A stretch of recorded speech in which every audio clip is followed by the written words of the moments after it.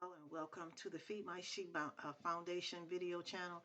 Today on the video, we're going to go into our Bible study into the book of Zephaniah. We are on the last chapter, chapter 3. There's only 3 chapters to this little small book. And Zephaniah was a prophet who went forward prior to Jeremiah going forward with the message of repentance to the house of Judah and the house of Israel while they were in Jerusalem. They had begun to worship other gods in that region, and God was sending a message through Zephaniah that he was coming with his judgment. Now, as we take a look at this chapter 3, we see that God has entered into the judgment, and he's taken notes of this, and this is also recorded. So we're going to read into that right now. It says, "Woe to her that is filthy and polluted, to the oppressing city. She obeyed not the voice, she received not correction. She trusted not in the Lord, and she drew not near to her God." Okay.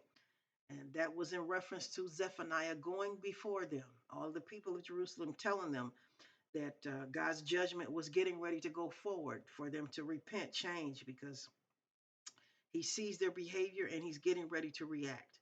And so then verse 3 says, "Her princes within her are roaring lions. Her judges are evening wolves, and they gnaw not the bones till the morrow." And he says, "Her prophets are light and treacherous persons, and her priests have polluted the sanctuary, and they have done violence to the law." So they were really disturbing in that country. And it says, "The just Lord is in the midst of it all. He will not do it. He will not do iniquity. Every morning does he bring his judgment to light. He fails not, but the unjust knows no shame. For I've cut off the nations, their towers are desolate. I made their streets waste, that none passes by. Their cities are destroyed, so that there is no man, that there is none inhabited. For I said, Surely thou wilt fear me, thou wilt receive instruction, so their dwelling should not be cut off. Howsoever I punished them, but they rose early and corrupted all their doings. They continued to go on with what they were doing. So therefore, wait ye upon me, says the Lord, until the day that I rise up to the prey. For my determination is to gather the nations, that I may assemble the kingdoms, to pour upon them mine indignation, and even all my fierce anger. For all the earth shall be devoured with the fire of my jealousy." And so that was the word that he went forward with for all the different nations. And he says, "For then will I turn to the people a pure language, that they may all call upon the name of the Lord to serve him with one consent." Now, this also happened at that particular moment in time, but we can also see that that is what happened in the earth as it is, and it pertains to today, when we look at salvation. Because again, he says here, "For then will I turn to the people a pure language, that they may all call upon the name of the Lord to serve him with one consent," all in one accord. And the only way for that to be done is through the power and the presence of the Holy Spirit. Okay, and we're going to come back to this verse after I get done reading this whole chapter. He says, "From beyond the rivers of the what is it, Ethiopia, my suppliants, even the daughter of my dispersed, shall bring mine offering. And that day shall thou not be ashamed for all thy things that thou have done, wherein thou hast transgressed against me. For then will I take away out of the midst of you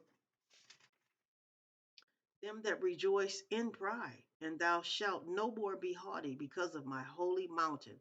Now, this is in speaking of salvation. As he begins to speak from verse 8, even though there were nations at that time that he was speaking of, along with Jerusalem, and bringing and going in with judgment upon them, when we began to look at verses 8 all the way going on, we see him speaking of salvation. And I'll tell you when he changes. I think it's at verse 14 where it changes here. But he's speaking of salvation here, and he says, "And I will also leave in the midst of thee an afflicted and poor people, and they shall trust in the name of the Lord. For the remnant of Israel shall not do iniquity, nor speak lies, neither shall a deceitful tongue be found in their mouth. For they shall feed and lie down, and none shall make them afraid. And then verse 14 says, Sing, O daughter of Zion. Shout, O Israel. Be glad and rejoice with all the heart, O daughter of Jerusalem. For the Lord has taken away thy judgments. He has cast out thine enemy. The King of Israel, even the Lord, is in the midst of thee. And thou shalt not see evil any more. And in that day it shall be said to Jerusalem, Fear not, and to Zion, Let not thy hands be slack. For the Lord thy God in the midst of thee is mighty. He will save you. He will rejoice over you with joy. He will rest in his love. He will joy over you with singing. I will gather them that are sorrowful for the solemn assembly, who are of thee, to whom the reproach of it was a burden. And that's talking, all of this is going into talking about how God is going to replenish with salvation. And all of this is happening right now in the earth today. So this is like a prophecy we're reading that came to pass. Okay. Uh, Behold, at that time I will undo all that afflict you, and I will save her that haunts and gather her that was driven out, and I will get them praise and fame in every land where they have been put to shame. And at that time will I bring you again, even in the even in that time that I gather you, for I will make you a name and a praise among all people of the earth when I turn back your captivity before your eyes, says the Lord. And that is of the saints in the earth today, going forward with salvation. As we begin to start reading here in verse 8, that's what Zephaniah began to speak of, how the Lord says he will begin to come forward with salvation. And then in verse 9, he says, For then will I turn to the people a pure language. And that is what the Holy Spirit offers in speaking in tongues. Now, we go over into the book of Mark, we can see where Jesus Christ tells us that is what happens once an individual has been born again of the Holy Spirit. You receive the Holy Ghost because you're converted into the Holy Ghost, and then you begin to speak in the new language because the Holy Ghost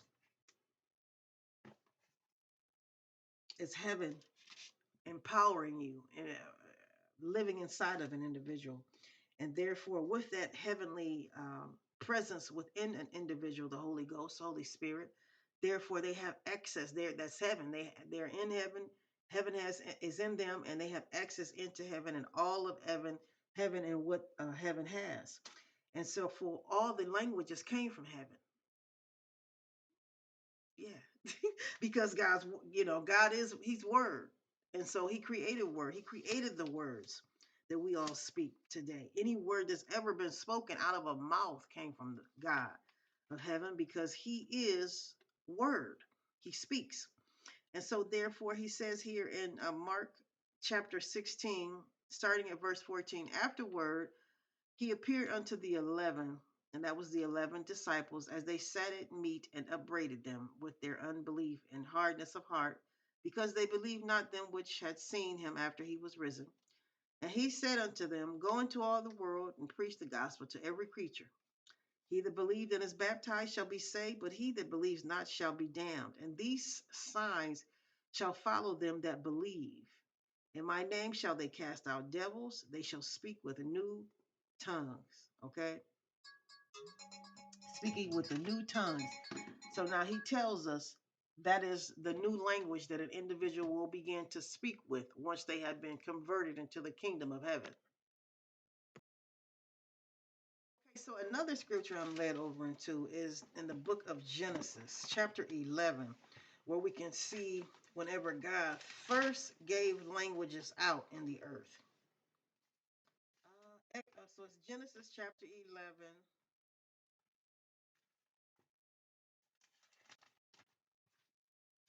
And he gave those languages out individually to each nation, okay, to nations. He says, and the Lord came, and it starts at the beginning of chapter 11, but I'm just going to go down here to verse 6, where it says, The Lord said, Behold, the people is one. and they have all one language. And this they began to do, and now nothing will be restrained from them which they have imagined to do, because each one of them can hear each other in their own language, he says. And he says, go to let us down and there confound their language, that they may not understand one another's speech.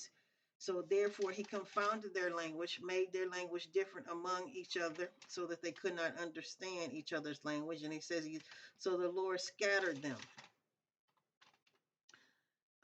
from there upon the face of all the earth, and they left off to build the city. Okay, but nevertheless, where we want to pay close attention to is the fact that the Lord uh, saw that at one point in time the people all spoke one language, so therefore everybody could understand everybody's words, what they were saying. So he therefore then changed and gave out different languages to the people because they were able to speak one language. So he changed languages among different people, and that is how we different nations began to speak differently from the next nation. And then, as we just read in the book of Mark, we see that the Holy Spirit gives us access into all of those languages, and then gives us access into that one language that he said that he was going to provide for mankind, so that they can all be on one accord, from what we just read in Zephaniah chapter 3. And that was, let me go back to it. Zephaniah chapter 3, and he said that in verse 9, for then will I turn to the people a pure language, that they, now see how he said the people, that's everyone, that they may all call upon the name of the Lord to serve him with one accord. And that is through the power and the presence of the Holy Spirit. And that is with speaking in tongues, which is given to an individual once they have been converted, once they believe in Jesus Christ and they have been converted. And Jesus Christ told us that in the book of Mark here in chapter 16. Going back over to that, 16 and Mark 16, and then actually verse 17, these signs shall follow them that believe. In my name shall they cast out devils, and they shall all speak in new tongues. So that's the new tongue through the power of the Holy Spirit. Once an individual has been converted into the kingdom of God through the power of the Holy Spirit. All right. So this concludes our Bible study for chapter 3 in the book of Zephaniah. God bless you. God be with you. And I will see you on our next Bible study as we continue to go forward with the Feed My Sheep Foundation video channel.